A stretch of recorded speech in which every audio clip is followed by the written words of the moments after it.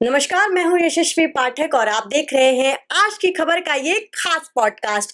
खास पॉडकास्ट इसलिए कह रही हूँ क्योंकि केंद्र सरकार के द्वारा जब कास्ट सेंसस यानी कि जातीय जनगणना की घोषणा की गई तो तमाम चेहरे खिल उठे, क्योंकि जनता के साथ साथ विपक्ष भी तमाम सालों से ये मांग कर रहा था कि सरकार को जातीय जनगणना पर खास ध्यान देना चाहिए। लेकिन इसके तमाम समीकरण भी हैं, कुछ प्रोज हैं, कुछ कॉन्स भी नजर आते हैं, क्योंकि वो दौर भी याद आता है जब मंडल कमीशन बनाया गया। उसके साथ तमाम ऐसी वादे, तमाम ऐसी बातें, कुछ कॉन्सिक्वेंसेस भी हैं, कुछ फायदे भी हैं, क्योंकि जो केंद्र सरकार है वो हमेशा से ये दावा करती रही कि जातीय जनगणना अगर होगी तो जो योजनाएं हैं सरकार की वो बेहतर ढंग से धरातल पर पहुंचेंगी। तमाम ऐसी जातियां हैं जिन तक अभी भी इस दौर में भी, आज हम 2025 में हैं, लेकिन आपको बता दें कि 1951 के बाद जातीय जनगणना की जो बातचीत है वो बड़े बड़े अलग अलग विरोधाभास और अलग अलग पक्षों और विपक्षों में चली थी।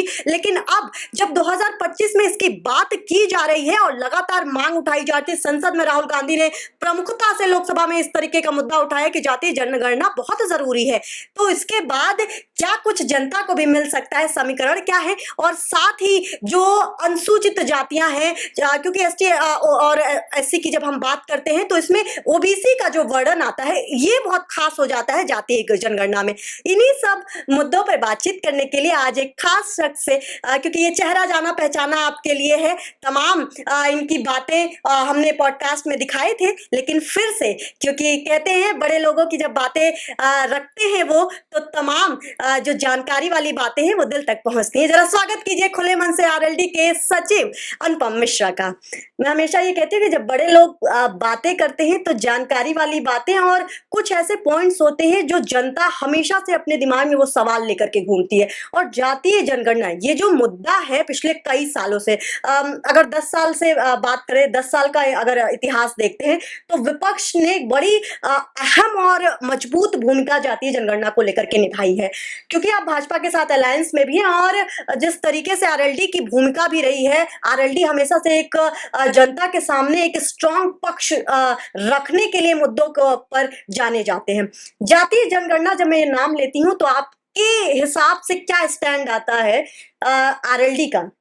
बहुत बहुत धन्यवाद आपका, क्योंकि आपने इतना इतना कुछ भूमिका बना दी कि मुझे सोचना पड़ेगा कि मुझे बात कहाँ से शुरू करनी चाहिए। देखिए, जाति जनगणना की जब हम बात करते हैं तो हमें कई पहलुओं को समझना पड़ेगा। हिंदुस्तान जो हमारा देश है वो विविधताओं से भरा हुआ है। यहाँ विभिन्न विभिन्न जातियों के धर्म को मानने वाले लोग हैं, और हिंदुस्तान के बारे में ये भी बहुत प्रसिद्ध है कि यहाँ पर कोस कोस पर बदले बानी, ढाई कोस पर पानी। तो आप जैसे जैसे बदलते हैं तो भाषाएं बदल जाती हैं, लोगों का रहन सहन, खान पान सब बदलता है। ऐसे देश के अंदर जातिगत आधार पर जब जनगणना की बात आती है तो कई सवाल उठते हैं, और इसका सबसे बड़ा एक तो यह है कि लोग अपने फ़ायदे के हिसाब से, अपने राजनीतिक नफ़े और नुकसान के हिसाब से उसको परिभाषित करते हैं। तो मैं आपको अगर थोड़ा सा पीछे ले चलूँ तो 1931 के बाद जाति जनगणना नहीं की गई। उसके क्या कारण रहे होंगे तो वो भी समझना बहुत आवश्यक है। दूसरा ये है कि 2011 में जब यूपीए सरकार थी तो इस तरीके की जाति जनगणना की गई, लेकिन उसके बाद वो आंकड़े सार्वजनिक नहीं किए गए। अब क्यों नहीं किए गए आंकड़े सार्वजनिक? तो जब आप ये कहती हैं, मैं इसको थोड़ा बीच में यहीं पे कर रहा हूँ कि विपक्ष खुश हो रहा है, तो मैं उन्हीं से पूछना चाह रहा हूँ कि जब कांग्रेस की रूलिंग सरकार थी और आपने जाति जनगणना कराई तो आपने वो आंकड़े सार्वजनिक क्यों नहीं किए? आज जब सत्ता में आप नहीं हैं तो आप कह रहे हैं कि जाति जनगणना होना चाहिए। तो आप पहले तो ये बताइए, जब आपके समय में हुई थी तो आपको उसको सार्वजनिक कर देना चाहिए था।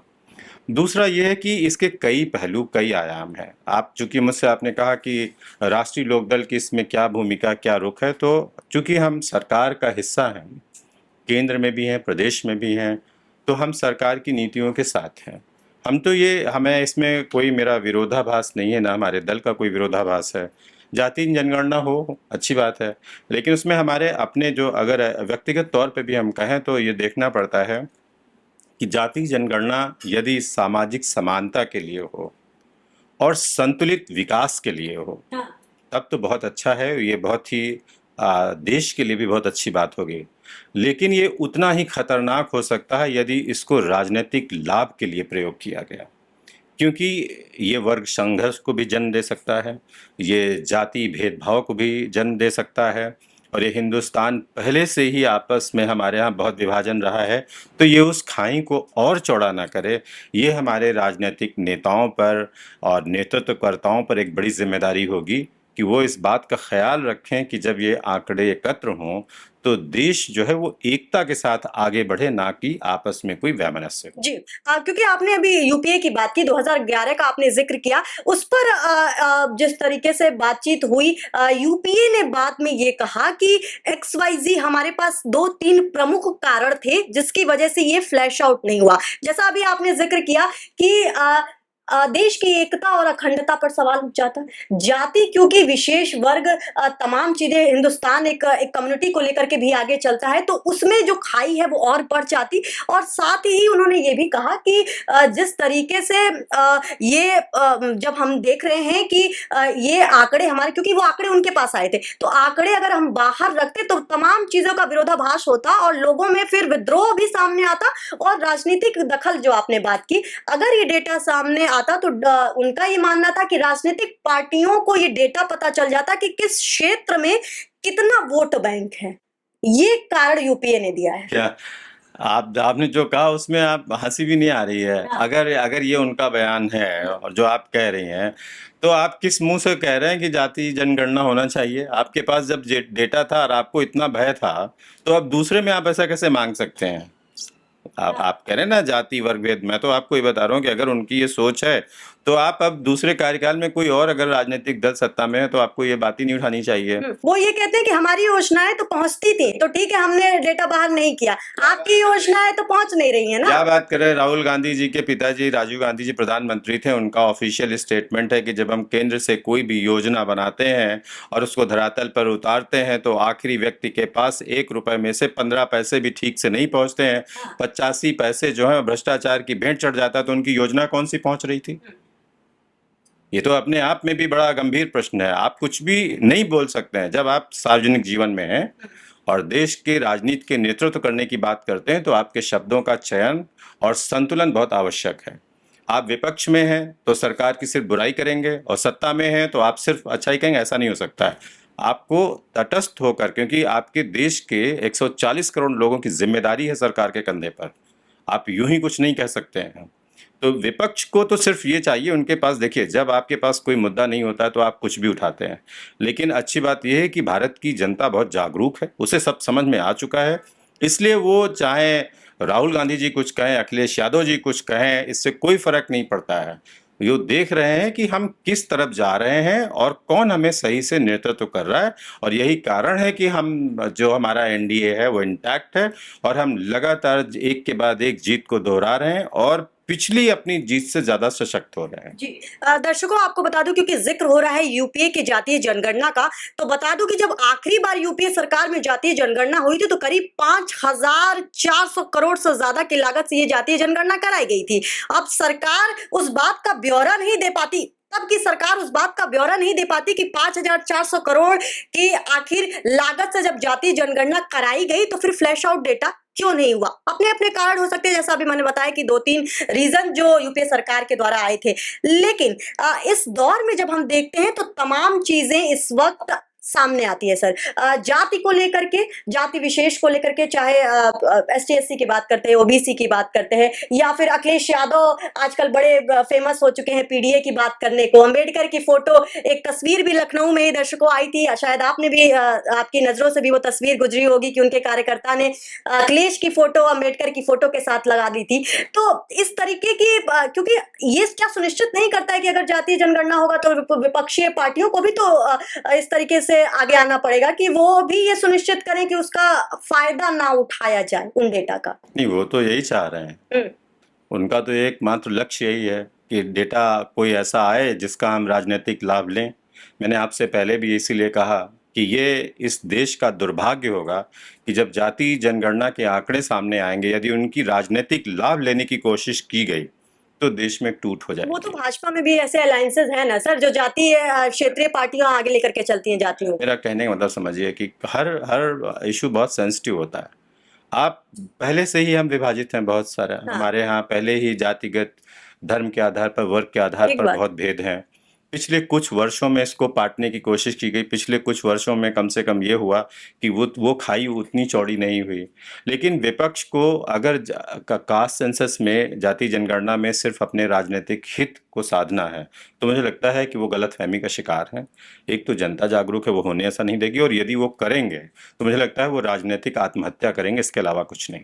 अब इसमें क्योंकि आपने कहा है सवाल विपक्ष पे भी उठता है, तो फिर पक्ष पे भी उठेगा, क्योंकि पक्ष के साथ अभी मैं जिक्र भी कर रही थी कि बीजेपी के भी साथ बहुत ऐसी अलायंसेस पार्टियां हैं जो किसी एक जाति विशेष वर्ग को लेकर के चलती हैं। तमाम ऐसी पार्टियां हैं जिन्होंने सत्ता में आने के लिए ये भी कहा कि हम भाई भाई हैं, अगर प्रदेश में हमें, केंद्र में भाजपा है या प्रधानमंत्री नरेंद्र मोदी एनडीए की सरकार है, तो हम आरक्षण को लेकर के भी बात करेंगे, हम नीची जातियों को ऊपर लाने के लिए भी बात करेंगे, क्योंकि हम डबल इंजन की सरकार है। तो फायदा कहीं ना कहीं विपक्ष को है, तो फिर पक्ष को भी तो है सर।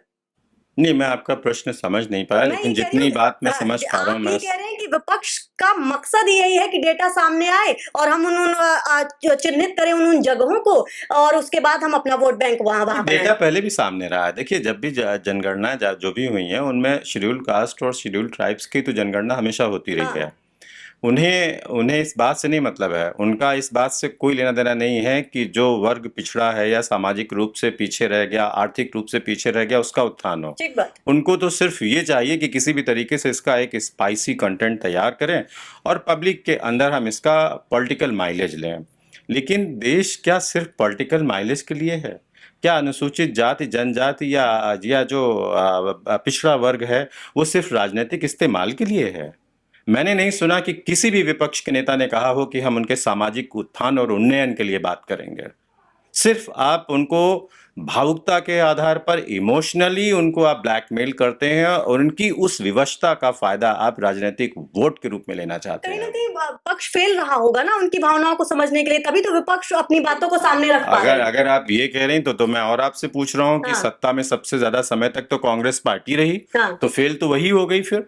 इससे और सत्ता से उन्होंने बाहर भी तो हुए, नहीं, जनता तभी ने मैं कह हटा रहा हूँ दिया। आपसे, तभी कह रहा हूँ कि जब सत्ता में इतने लंबे समय तक आप रहे और आप फेल हुए, तभी आप बाहर हुए। हाँ, और हम अगर रिपीट कर रहे हैं तो क्यों कर रहे हैं? क्योंकि हम उस पूरे, हमारी जितनी भी सरकार की स्कीमें हैं, बार बार इस बात को प्रधानमंत्री जी भी कहते हैं, उत्तर प्रदेश में मुख्यमंत्री भी कहते हैं जी, कि हमारी कोई भी योजना जाति और धर्म आधारित नहीं है।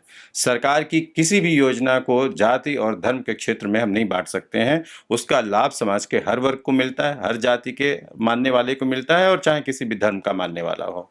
तो यहाँ तो कोई बंटवारा है ही नहीं। जाति जनगणना इतना बड़ा इशू नहीं है जितना इसको विपक्ष बनाना चाहता है। वो उसका श्रेय लेना चाहते हैं कि ये मैं करवा रहा हूँ। मुझे ये नहीं समझ में आता है कि आपको अगर जाति जनगणना हो रही है, तो जो सरकार है जिसने ये स्टेप लिया, 30 अप्रैल को इसकी घोषणा की गई थी और सरकार उस पर कटिबद्ध है, उसकी तैयारियां भी शुरू हो गई। आपने कहा कि पिछली बार जब जाति जनगणना कराई गई तो उसमें काफी धन की बर्बादी हुई, हाँ, एक हिसाब से, क्योंकि आपने करवाया भी और आपने डेटा नहीं बाहर निकाला। ये सब मेरे भी अप्रहेंशन है। भारत का नागरिक होने के नाते ये बातें हर शिक्षित आदमी को कचोटती हैं कि कल फिर हज़ारों करोड़ रुपया खर्च हो तो कम से कम वो जनता की, टैक्स पेयर्स की मनी है, उसका पूरा हिसाब किताब होना चाहिए। जनता के पटल पर सारी जानकारियां आनी चाहिए और सरकार इस जानकारी का इस्तेमाल, जो मैं भी चाहता हूं और मुझे लगता है कि हिंदुस्तान की पूरी जनता चाहती होगी, इसका इस्तेमाल सिर्फ समाज की भलाई में हो, सामाजिक रूप से पिछड़े लोगों को आगे ले जाने के लिए हो और एक संतुलित विकास की रूपरेखा तैयार की जाए जिसमें पीछे रह गए हर व्यक्ति को ये लगे कि मैं भी इस विकास की मुख्य धारा में सरकार की नीतियों के साथ बह रहा हूँ। आपने कहा कि जनता को ये विश्वास आना चाहिए कि जो हमारे टैक्स के पैसे हैं वो सही जगह इस्तेमाल सरकार कर रही है। मेरा सवाल इस अभी क्योंकि आप लगातार जवाब दे रहे थे, तो मेरे मन में एक सवाल ये भी गूंज रहा था कि इस दौर में आपको क्या लगता है कि आखिर क्यों अंबेडकर की बड़ी बात हो रही है, क्यों पीडीए की बहुत बात होती है, अचानक से ये मुद्दा इतना अहम क्यों हो जाता है विपक्षी पार्टियों के लिए?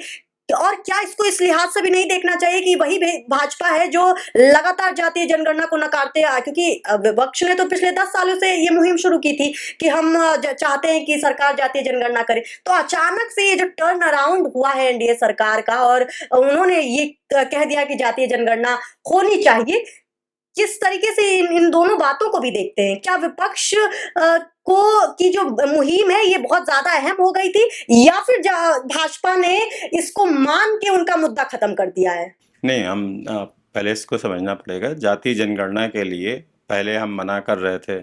हाँ। आपका ये कहना है, आप मान गए। कोई भी जब जो देश को प्रभावित करने वाली नीतियां होती हैं, ये ऐसे कोई छोटी मोटी बात नहीं होती, तो उस पर बहुत अध्ययन की आवश्यकता होती है।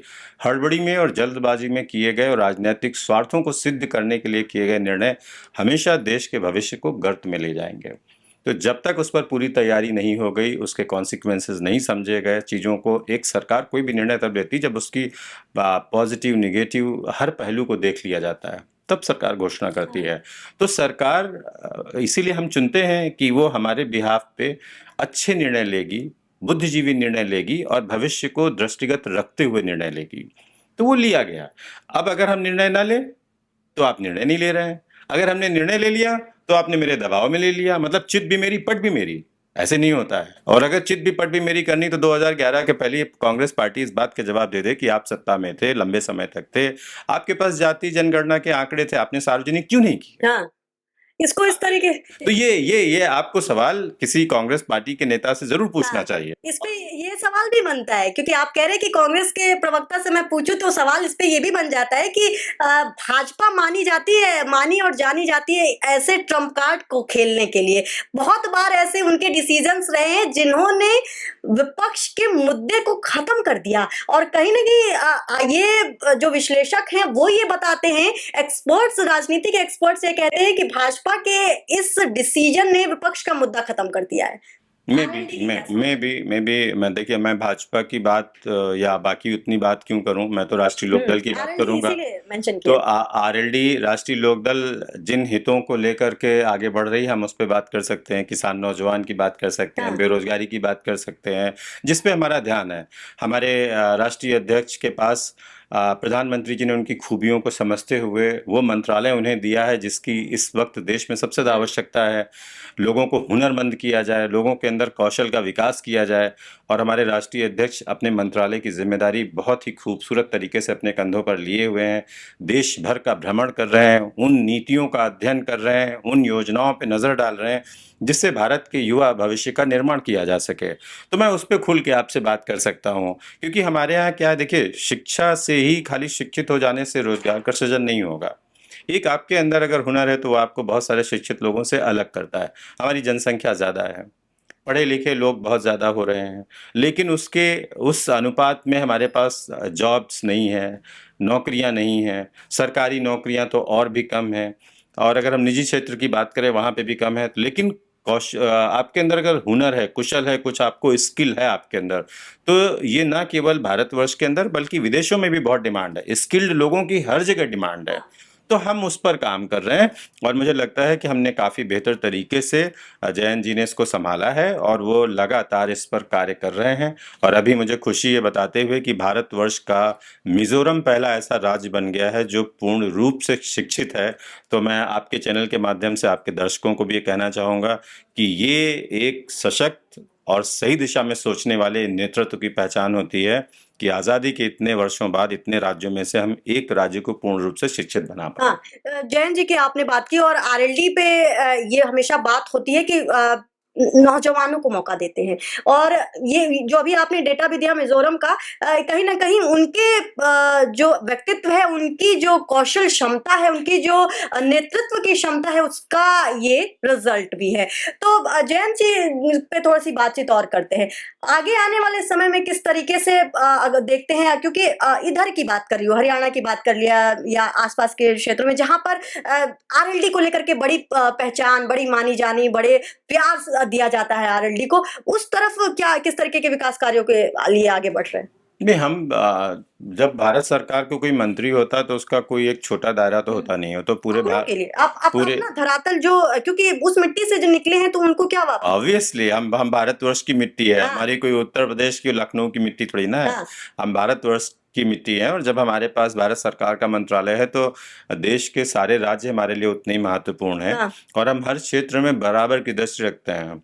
हमारा ये सोच है ही नहीं कि हम पश्चिमी उत्तर प्रदेश में सिर्फ विकास करेंगे, या हम दिल्ली में सिर्फ विकास करेंगे, या हम हरियाणा में विकास करेंगे। जो भी योजनाएं सरकार की हैं उनको बखूबी हर राज्य में हम विस्तार करेंगे, हर राज्य के युवाओं का कौशल विकास करेंगे। इसके लिए हमारा मंत्रालय वचनबद्ध है, और हमारे मंत्री आदरणीय जयंत चौधरी जी इस पर बहुत ही बखूबी काम कर रहे हैं, पूरी शिद्दत के साथ काम कर रहे आपको लगता है कि स्कूलों में, क्योंकि कहते हैं कि चैरिटी बिगिंस एट होम, अगर घर छोड़ दिया जाए तो स्कूल एक वो फाउंडेशन होता है जिससे बच्चे का जो व्यक्तित्व है वो बढ़ता है। क्योंकि स्किल की बात करी, और अभी आपने जिक्र किया, बातों बातों में आपने कहा कि नौकरियों की उतनी बहुत मारामारी है नौकरियों को लेकर के, सरकारी नौकरियां उससे भी कम है।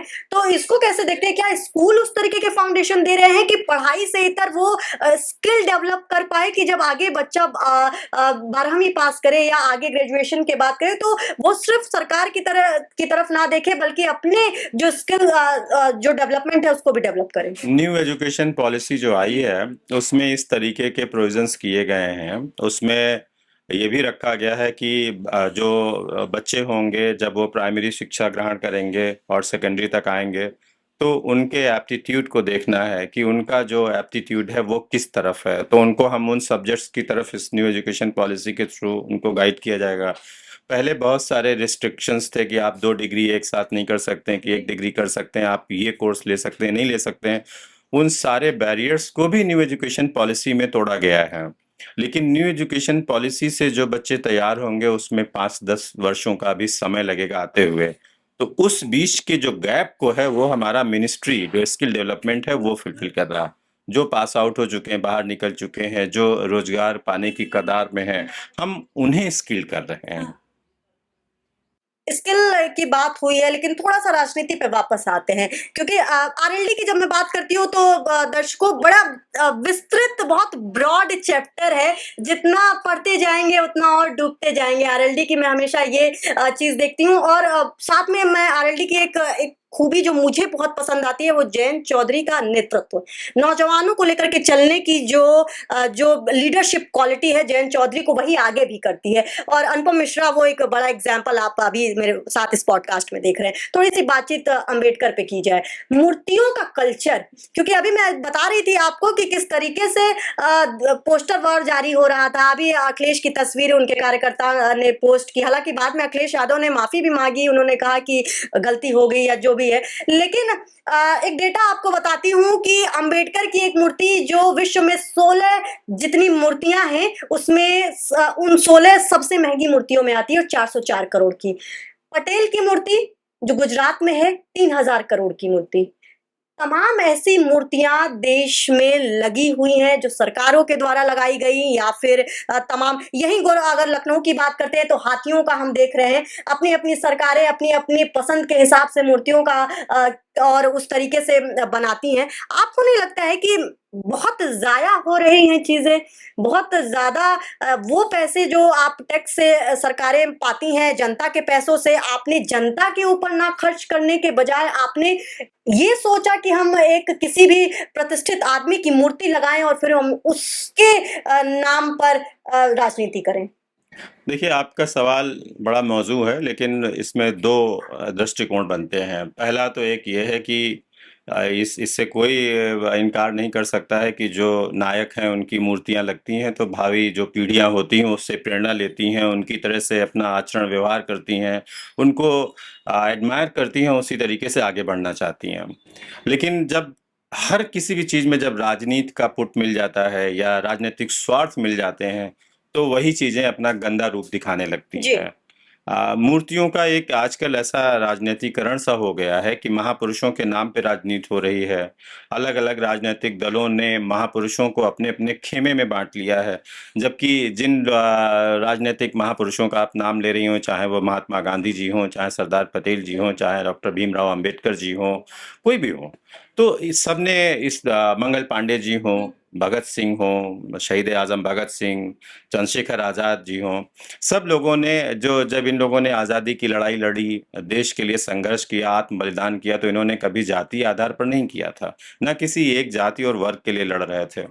लेकिन विडंबना ये है कि वर्तमान राजनीतिक स्वरूप इतना गंदा होता जा रहा है कि सबने अपनी-अपनी सुविधा के अनुसार नायकों का बँटवारा कर लिया है। और जनमानस के बीच में भ्रम फैलाते हैं कि ये हमारी जाति या हमारे वर्ग के हैं, जो जो मेरे हिसाब से गलत है। दूसरा, मूर्तियों से ज़्यादा महत्वपूर्ण ये बात है कि आप उनके बताए गए रास्ते का अनुसरण करें, उसका पालन करें। अभी ये चलन और आ गया, अभी आपने देखा होगा कि अभी 2-3 दिन पहले हमने देखा कि ग्वालियर में अंबेडकर जी की मूर्ति कोर्ट परिसर में लगाए जाने के लिए बहुत सारा आपस में 2 पक्षों में, 2 वर्गों में टकराव हो रहा है। मुझे लगता है कभी भी अम्बेडकर जी भी इसको नहीं पसंद करेंगे। कोई भी अम्बेडकर जी ने तो यहाँ तक कहा था कि आप मेरी मूर्तियाँ लगा कर के मेरी उपासना नहीं करेंगे आने वाले समय में, आप मेरे बताए हुए रास्ते का अनुसरण करेंगे। और आपका अगर अगर आपको मूर्ति पूजा की जगह आप अगर किताबों की, पुस्तकों की पूजा करेंगे तो आप ज़्यादा आगे, जो मुझे लगता है कितनी बेहतरीन बात उन्होंने कही, क्योंकि समाज जो शिक्षित हो जाता है उसकी उन्नति को कोई नहीं रोक सकता है। यहाँ ये हो गया है चलन कि आप अगर आप कुर्मी बिरादरी से आते हैं तो आप सरदार पटेल जी की मूर्ति लगाने लगिए, और अगर आप दलित समुदाय से आते हैं तो अम्बेडकर जी की बताए हुए मार्ग पर यदि आप चलेंगे तो मुझे लगता है आप जल्दी उन्नति कर पाएंगे।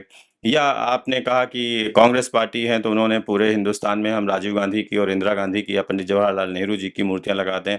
अब इसको कोई पसंद इस तरह नहीं करता है। आप उनके बताए मार्ग पर चलें, लोगों को प्रेरित करें, उनकी शिक्षाएं दें। जितना पैसा आप मूर्तियों को लगाने में बर्बाद करेंगे, उससे कम पैसे में आप किताबें बंटवा दीजिए उनकी शिक्षा की, जो जिनको लोग आत्मसात करें। तो मुझे लगता है बेहतर भारत की तरफ हम बढ़ पाएंगे। क्या होगा आप अगर सोचिए, हर जाति वर्ग का लोग अपने अपने एक रोल मॉडल बना ले और उनकी सिर्फ मूर्तियां लगाने की होड़ चलने लगे। मूर्तियां भी लगा रहे हैं, फिर आप उनका रख रखाव नहीं कर पाते। महापुरुषों की मूर्तियां आप शहर में निकलिए, चौराहों पर लगी हुई हैं, पक्षी बैठते हैं, गंदगी है वहां पे, नीचे गंदगी है, कोई मेंटेनेंस नहीं है, हाथ टूटा है या उनकी उंगली टूटी है या आधा प्लास्टर निकला हुआ है। आप अपने खाली आपने जिस समय लगाया, आप लाइमलाइट में आए, आपने सुर्खियां बटोरी और लोगों को मोबिलाइज किया, निकल गए, कद्र उनकी कौन करेगा? और दूसरा, मूर्तियां लगाने के नियम, कायदे, कानून हैं। आप ऐसे नहीं कोई भी आदमी कहीं पे भी कल क्लेम करे कि मैं एक मूर्ति यहाँ लगाऊंगा। तो जो मैंने आपसे कहा, इस तरीके की घटनाएं दुखद हैं और सही नहीं कही जा सकती हैं। आप एडमायर करिए, आप लगाइए। अगर मैं मान लिया अपने किसी रोल मॉडल की मूर्ति लगाना चाहता हूँ, तो बहुत अच्छी बात है, मैं लगाऊं, किसने मना किया है? लेकिन आप पब्लिक प्लेसेस पे नहीं लगा सकते हैं। हाँ। ठीक है, तो उसका जब नियम है तो उसका अनुसरण और अनुपालन किया जाना चाहिए। तो ये गलत है, और इस तरीके से आप बहुजन समाज पार्टी की जब सरकार थी, मायावती जी थी, तो उन्होंने ठीक है महापुरुषों की मूर्ति लगाई, वहां तक भी गनीमत था। उन्होंने तो खुद जीवित रहते अपनी मूर्ति लगा ली। अब इससे बड़ा राजनीतिक आप सोचिए कि आत्ममुग्धता भी नहीं, ये किस श्रेणी में बात आएगी? जीवित रहते आप अपनी मूर्ति लगा रहे हैं। तो ये राजनीति का एक बड़ा गंदा उदाहरण आया। और आप देखिए, अब ऐसा नहीं है कि उसको जनता ने बहुत स्वीकार किया। जनता में उसका विरोध था, वो निकल कर सामने आया, और मायावती जी सत्ता से जब बाहर हुई तो आज तक नहीं, अब उनका सदनों में उनके लोग नहीं रह गए हैं। राष्ट्रीय पार्टी से आप क्षेत्रीय पार्टी तक भी नहीं रह गए, आपके विधायक नहीं रह गए, आपके सांसद नहीं रह गए। तो भावनाओं से, जनमानस की भावनाओं से आप कुछ समय के लिए तो खेल सकते हैं, लेकिन दीर्घकालिक आप कुछ नहीं कर सकते। किताबें देने की आपने बात की, और देखिए, मैं हमेशा कहती हूँ, और इंट्रो में मैंने आपसे कहा कि जब जानकार लोग बात करते हैं तो जानकारी वाली बातें सामने आती हैं। किताबें देने की आपने बात कही, और जिन 404 करोड़ का जिक्र कर रही हूँ मैं अंबेडकर की मूर्ति का, जिन 3000 करोड़ का जिक्र कर रही हूँ मैं पटेल की मूर्ति का, तो इन सबके बीच में जो किताबें देने की आपने बात की, क्या सरकारें या फिर पार्टियां ये नहीं सोच पाती, क्योंकि बड़े बड़े तमाम रणनीतिकार उनके पास हैं, उनके पास तमाम वो प्रोफेसर्स हैं, तमाम धरातल पर रहते लोग हैं जिनको पता है कि जनता को आखिर जरूरत क्या है, तो ये बातें वहां तक क्यों नहीं पहुंचती हैं? क्या मुख्य कारण क्या नजर आता है कि 5-5 हजार करोड़, 3-3 हजार करोड़, 4-4 सौ करोड़ रुपए खर्च कर दिए जाते हैं मात्र एक मूर्ति बनाने में, और फिर उसका ग्लैमराइजेशन भी होता है ग्लोबल तौर पर कि देखिए हमने इतनी बड़ी मूर्ति बना दी और इस कम्युनिटी के साथ हम आगे चल रहे हैं। क्या है कहेंगे? ये नहीं वो पहले भी मैंने आपसे इसी बात का उत्तर दिया कि नायकों का महिमा मंडन किया जाना ठीक है, क्योंकि कहा जाता है कि जिस देश में नायकों की कद्र नहीं होती उस देश में नायक जन्म नहीं लेते हैं। हाँ, तो ठीक है, हमारे इतिहास में अगर ऐसी कुछ घटनाएँ घटी, ऐसे लोग पैदा हुए जिन्होंने देश के लिए, समाज के लिए बहुत कार्य किया, तो आने वाली भावी पीढ़ी को पता लगना चाहिए। किताबों के थ्रू भी पता लगना चाहिए और अगर आप मूर्ति लगा रहे हैं तो भी। हुँ, लेकिन मूर्तियों पे राजनीति नहीं होनी चाहिए। मूर्तियों का, महापुरुषों का राजनीतिकरण नहीं किया जाना चाहिए, मेरा बस यही कहना है जी। कि आप एडमायर करें, आप उपासना कर रहे हैं, आप उनको मान रहे हैं, लेकिन उससे भी ज़्यादा ज़रूरी है कि आप उनकी शिक्षाओं को, उनकी नीतियों का मानिए, उनकी नीतियों का अनुसरण करिए। केंद्र सरकार ने जब जातीय जनगणना कराने की बात की तो तमाम बातें आई। ये कहा जा रहा था कि विपक्ष का मुद्दा सरकार ने छीन लिया है, लेकिन इन सब के बीच में अनुपम मिश्रा ने जो बात कही कि नीतियों की बात होनी चाहिए, मूर्तियों की बात नहीं होनी चाहिए। अगर एक पंचर वाला असलम बात कर रहा है नीतियों की, तो असलम की बात होनी चाहिए। अगर दिवाकर दलित हैं, तो अगर वो अच्छा काम कर रहे हैं, तो मन की बात में प्रधानमंत्री के उनकी बात होनी चाहिए, क्योंकि जातीय जनगणना कराना या ना कराने का अपने प्रोज और कॉन्स हो सकते हैं, लेकिन जनता कहाँ पे तटस्थ है, जनता कहाँ खड़ी है, जनता के मायने क्या है, जनता चाहती क्या है, इसको भी ध्यान में रखना चाहिए सरकारों को, पार्टियों को। जैसा सबने कहा कि मायावती ने अपनी मूर्ति लगाई तो बड़ी आलोचना हुई। जब मैं ये डेटा देती हूँ कि 400 करोड़ रुपए, 3000 करोड़ रुपए की सिर्फ मूर्तियां लगाई गई, तो सरकार से सवाल जनता को करना चाहिए कि आखिर हमारे टैक्स के पैसे से आप इस तरीके की चीजें करा रहे हैं और वो हमें कितना लाभ पहुंचा रही हैं। क्योंकि अनुपम मिश्रा जैसे लोग भी इस समाज का हिस्सा हैं जो ये कह रहे हैं कि मूर्तियों से ज्यादा किताबों की जरूरत है, और अगर किताबें दे दी जाएंगी हाथों में तो बेहतर कल्याण के साथ जनता और आगे अपना भविष्य देख सकती है। योजनाओं की बड़ी बात की जाती है, मानना सरकार का यह है कि योजनाएं अगर जातीय जनगणना हो जाएंगी तो हमारी जो योजना है, चाहे शौचालय की योजना कह ले, चाहे आयुष्मान भारत की योजना का कह ले, चाहे आवास योजना कह ले, तमाम योजनाएं धरातल पर बेहतर तरीके से पहुंच सकती हैं। लेकिन 10 साल में अगर विपक्ष ये मांग उठा रहा था तो फिर सरकार ने आनाकानी, क्योंकि सवाल जनता को ये भी पूछना चाहिए। छोड़े जा रही हूं आपको इन सवालों के साथ, हर बार एक सवाल छोड़े जाती हूं, जवाब आप जरूर देते हैं, इस बार भी दीजिएगा और देखते रहिएगा आज की खबर। ये पॉडकास्ट खास था।